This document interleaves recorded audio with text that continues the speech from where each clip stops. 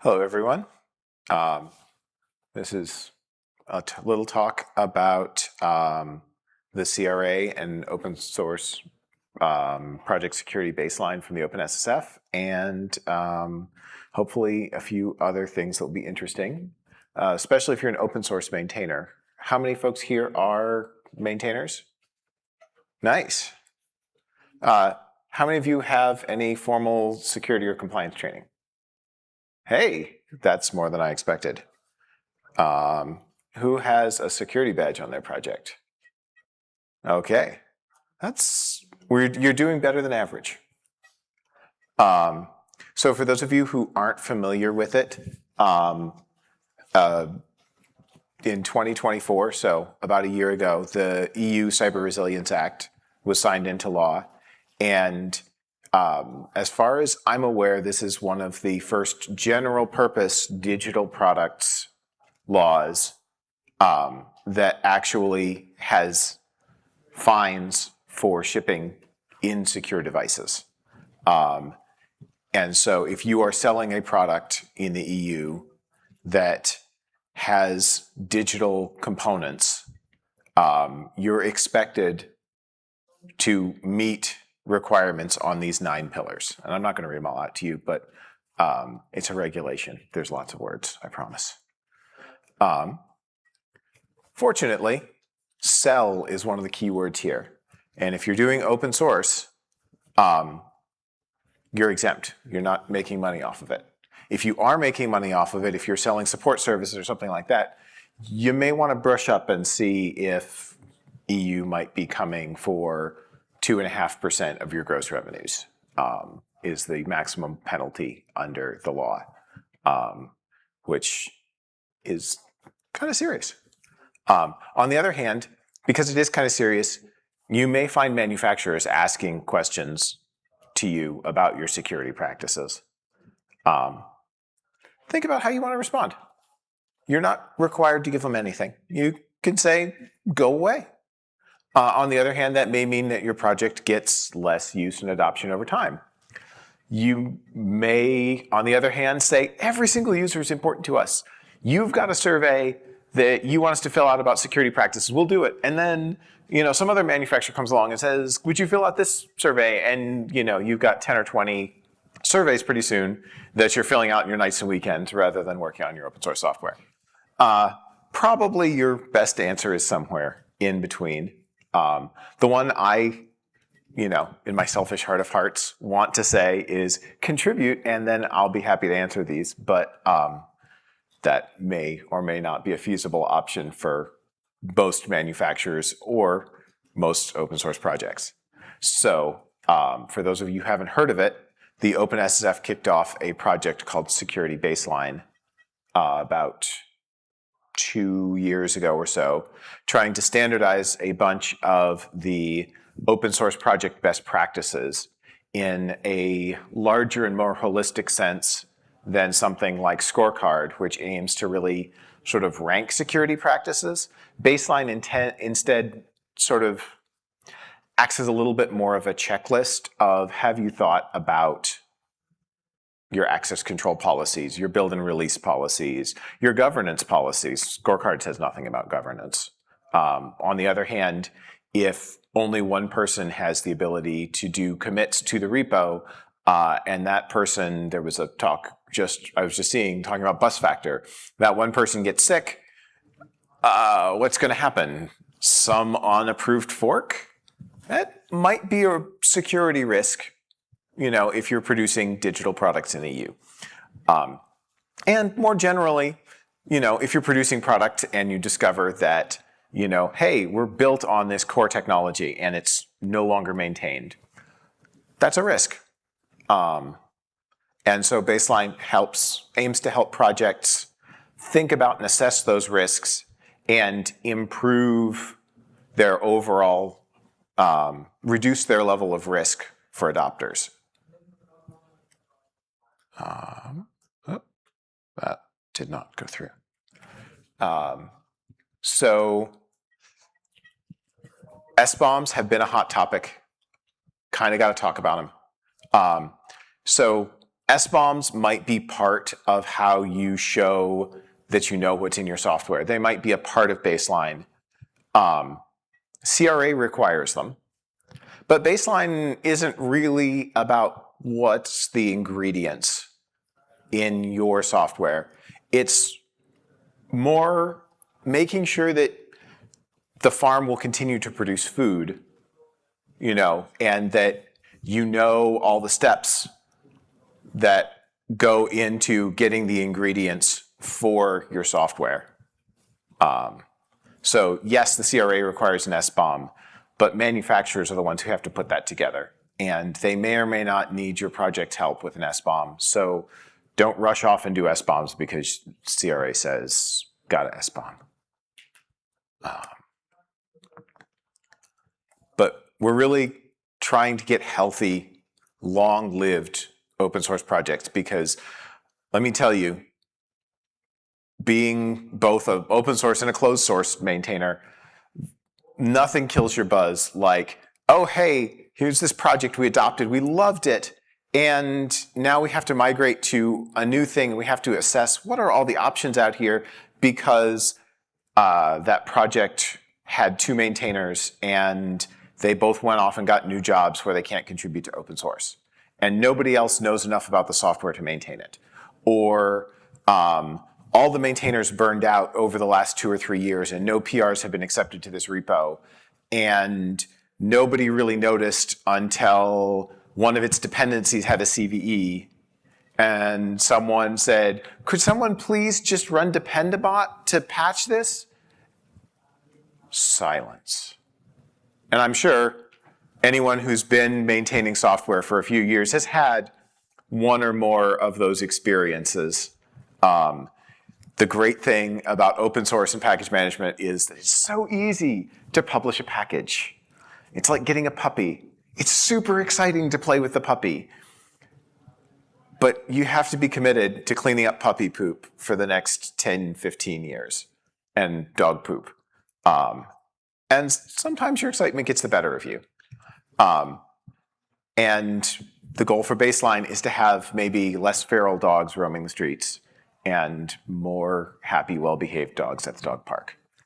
But Baseline also acknowledges not all projects are the same. A vulnerability in OpenSSL, well, that's going to be exciting. And your organization is going to have sleepless nights for the next couple weeks while you suss out all the different things that have built OpenSSL in different ways and fix the places where it can go wrong. A vulnerability in test format or emojis. It's a critical vulnerability. If you put in the right test string, it can completely take over your test framework. Okay, I guess we should fix that. Not the same as OpenSSL. Not all projects are OpenSSL. Most projects probably shouldn't be. Baseline talks about 3 levels of projects. Level 1, stuff everybody should do. It's mostly pretty easy. I'll be going over not all of it because there's 13 or 14 items to look through, but I'll be picking out 4 that are a combination of funny and you should definitely do. You can get both. Level 2 is for projects that have at least 2 maintainers and have multiple actual users behind it. Not all open source has multiple actual users, at least directly. And level 3 is large projects that have a consistent set of users. These are the places where you should start thinking about security badges. You can do a security badge for any project you want. You can be like, hey, I vibe coded this thing over the weekend and it's got a security badge. I've done best practices. Okay. I would say don't waste your time. So Baseline isn't an audit. So you can do it, you can look through it all yourself. You can figure out yourself, am I doing these things? There's not like some open source certification board. Nobody wants that. Okay, there's probably some vendors who want to be that open source certification board, but Baseline does not want to be that. Some of Baseline's checks could be automated, but Baseline itself is not automated checks. It says you should have a way of doing this. There's many different ways to get there. That's okay. And baseline isn't a security badge. Maybe over time there will be good ways to communicate your baseline level. That's the hope, but it's not a get this badge and you're done. And my slides got a little bit screwed up. But let's go and take a look at what some of these actual helping baseline things are. So this was the first one that I found that was like, yeah, every project, this is level 1. This is for any project. It's got a little individual person up there to show it's level 1. Once you've got some open source, you put it up on GitHub or GitLab or something like that. When an attempt is made to delete the project's primary branch, the version control system must treat this as a sensitive activity and require an explicit confirmation of intent. What this is saying is, you should have branch protection on main that keeps people from deleting it. Sounds obvious? How many people know if they actually have that on all the open source that they maintain?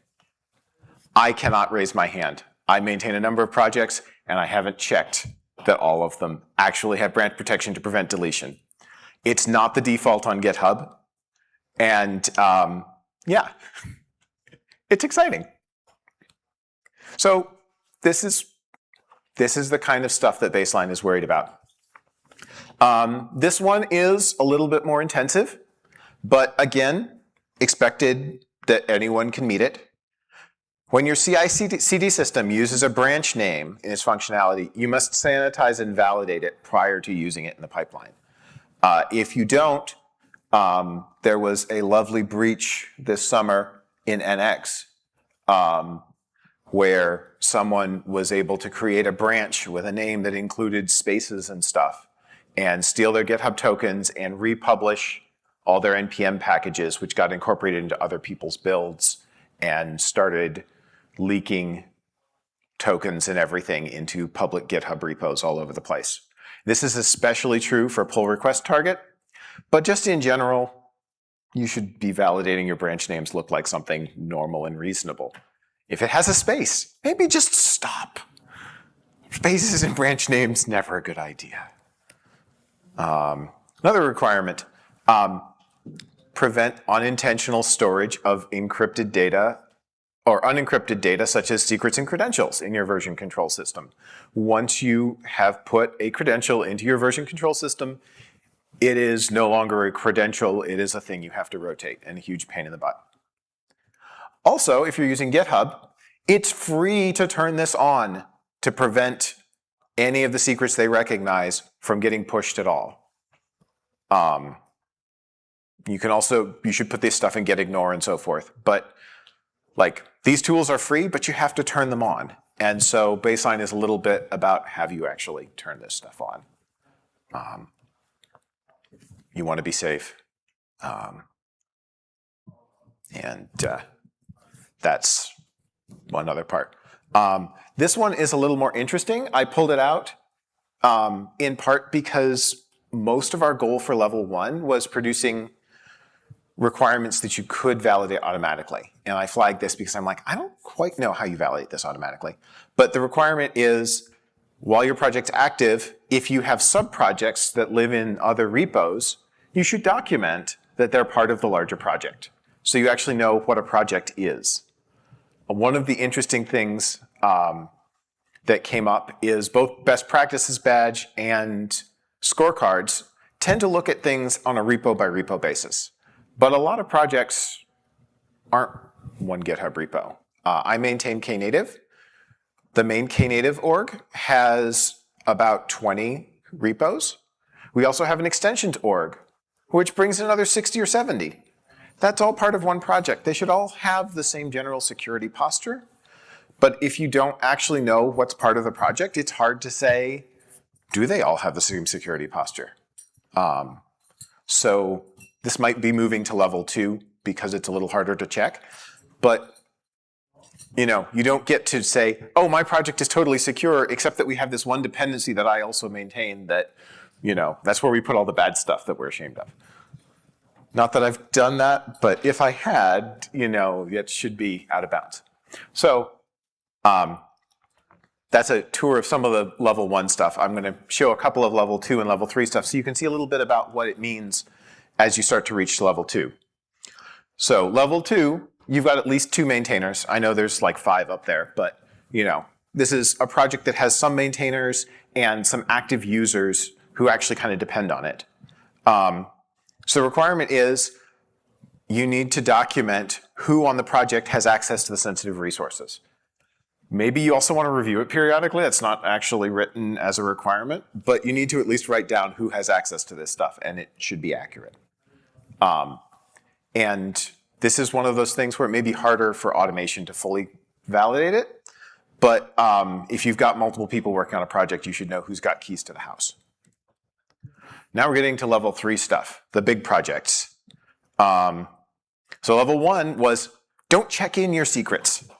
Level 3 is you should have a policy for how you manage the secrets because you've got a bunch of people working on this and they're going to need to be able to share this stuff. Maybe it's LastPass. All your secrets go in LastPass. They have a free for open source projects thing. Maybe it's GitHub Secrets is the place that you do it. Maybe you have a shared Google Doc that you have all the secrets written down in. Don't really care what it is. Just have a standard place so that when you add a new person or you take someone off the project, you know where they are and stuff can get replaced.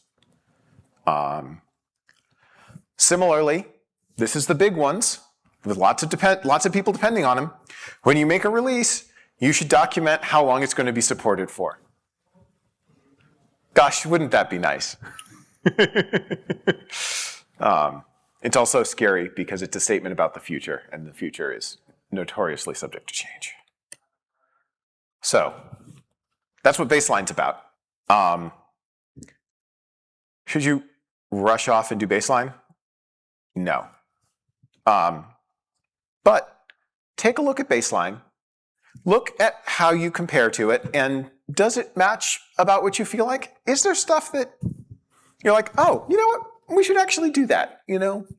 Maybe sometime in the next month or 2, we should sit down and we should write down everyone who has access to the sensitive stuff, who has access to the bucket that we use to publish, our releases, who, has, access to the LastPass. Do we know someone who's an admin who can add new people?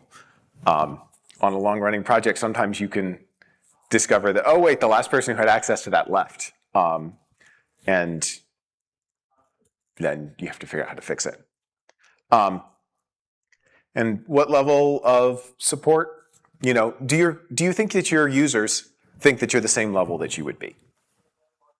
So Baseline is a nice way to have an easy way to communicate that kind of expectation. And as I promised at the start of the talk, we're all consumers. So unless you are one of the maintainers of a very, very rare project that is entirely self-hosted, you probably depend on other software. You may depend on your build process. You may depend upon it as a library dependency. Check in with your dependencies. Where do they think they are? If you think you're a level 3 project and you have a dependency on a level 1 project, that may not be a problem as long as you have a plan for when that person who's maintaining that out of love goes away. You have a plan to replace that. You're like, we're going to vendor it. It'll be fine. That's okay. But Baseline gives you a chance to communicate and to do that planning. And eat it one spoonful at a time. Don't panic and go out and do everything. But just a little bit now and then keeps you healthy. And as you're in your work, in your day jobs, be a responsible consumer. When you're picking projects, check to see, are they doing the stay healthy work? Contribute to them. That can be funding, if they've got a funding mechanism and you've got money that you can apply. Push to say, hey, can we get a small amount that we can contribute upstream to the open source that we depend on to keep it healthy? Can we do like $10,000 a year and get some good press out of it? That could be plenty depending on the size of your business. Alternatively, are there things that we should contribute to? These are critical to our business. We need to make sure that they don't disappear. maybe you should be invested. Easy stuff you can do. Show up, try to do some issue triage, answer some questions in their Slack or Discord. Also, remember the invisible infrastructure you're using, stuff like package registries, distributions. Are you paying for any of that? Should you be? Where does that fit into your support and consumer budget? It's great that there's all this stuff out there, and it's free, but it's only free as long as somebody is making sure that it's fixed. And we have to be those somebodies. So, thanks for coming to my talk. If you've got questions about Baseline or about getting healthy on any of this stuff, I would love to chat about it. I've been building some tools at the OpenSSF to try to make some of that easier, but that's not to say that's the only way to do it. And I just want to see us. We've had 40 years to fix supply chain security. Maybe the next 20 we can do better. It's not going to be fast, but we got to do it. And anyone who's got any questions, yeah, go ahead. Yeah, probably I already know the answer, but just to ask anyways, why not a score for a baseline? Just like scorecard. Why is there not a score, like scorecard? There's a couple different reasons. Scorecard is very opinionated about you need to do these things in these ways, and that isn't always a fit depending on the type of project. And so baseline aims to have levels where you're at that level or you're not. If you think you're a level 3 project, but you don't have well-defined governance about how decisions get made, it doesn't matter all the other security stuff you do because the people who are consuming it don't know if you might suddenly do a left turn, and they have no way to know or participate in any of those discussions.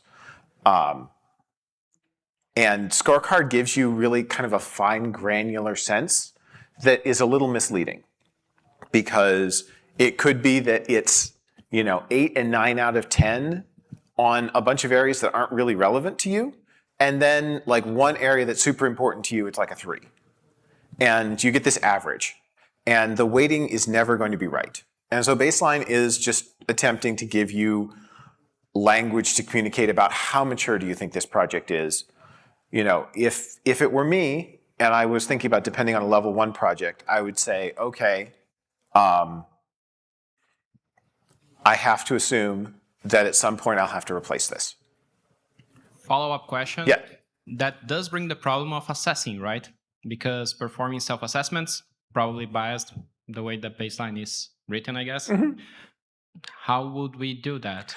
We're working on that. If you're interested, the OpenSSF Baseline working group meets monthly.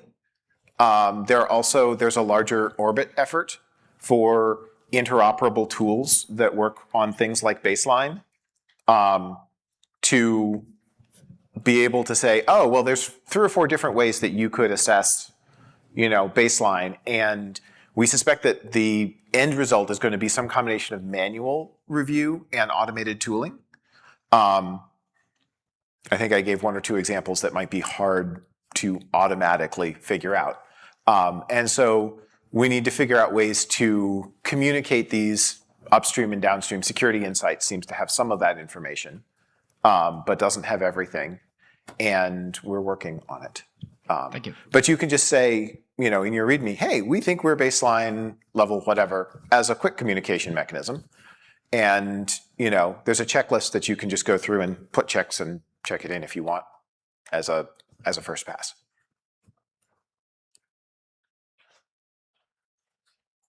Okay. Go for it. A great presentation. One question I do have is not as a maintainer, as a consumer of a big company. How do I use the baseline, right? Imagine if it's a level 3 project, level 1 project, especially with the CRA and the horizon. Mm-hmm. What's the best way to use baseline? So as a consumer, what you're really interested in my opinion, is I'm consuming this service, whether it's source code maintenance or something else from an outside entity. What's the risk in my doing that? And going way back here. Here we go. If it's something like OpenSSL, where a vulnerability would be really bad, I'm probably going to want to look for a level 3 type project. If it's something small and it's peripheral to my business, level 1 might be fine. Like if there's an outage, if I just have to take it out, okay, and some small portion of my site is offline for a week or two while I rebuild it. Okay, not a big deal. On the other hand, if I'm building, life safety devices and there's a vulnerability in this software and no one can fix it, I'm going to have some substantial liability. And so like a level 2 project might not be acceptable to build into the hardware that I'm shipping, into the firmware that I'm shipping alongside my hardware. Think Nest, not picking on Nest for any particular reason except that they came to mind because I have them in my house, the Nest smoke detectors. Like if you have no internet, you expect the smoke detectors to still work. If someone does a huge packet scan on your network, your local Wi-Fi network, your smoke detectors should still work. Anything that's in there, I would expect to be pretty resilient. And if I was putting a level 1 project into a smoke detector, I would want to think about, what risks I was taking and how I could mitigate them. Yeah, that makes sense. But I think it also assuming that all level 3 projects depend on only level 3 projects, though, right? If I'm depending on level 1, well, I'm not really level 3. So again, this is about assessing risk. If I am a level 3 project and I depend on test formatter emoji from my CI, who cares? On the other hand, if I'm a level 3 project, and I'm going to take an example that has recently happened to us in Knative. We use the Material MK Docs documentation plugin.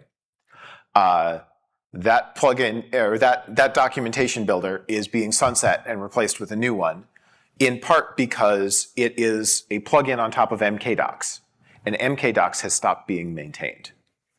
And so that project, the Material MK Docs, said, well, we can either fork and maintain MK Docs, or we can rewrite the engine. And we're going to rewrite the engine, and it's going to be a new project. That's what a responsible level 3 project looks like, is, hey, we had this dependency. We thought it was level 3. It turns out it's not anymore, and we have to do something about it. Yeah. And that same is true for level 1 and level 2. So, yes, a level 3 project could depend on a level 1 project as long as they have an appropriate way to handle any oopsies that happen. Okay. Thank you. Yeah.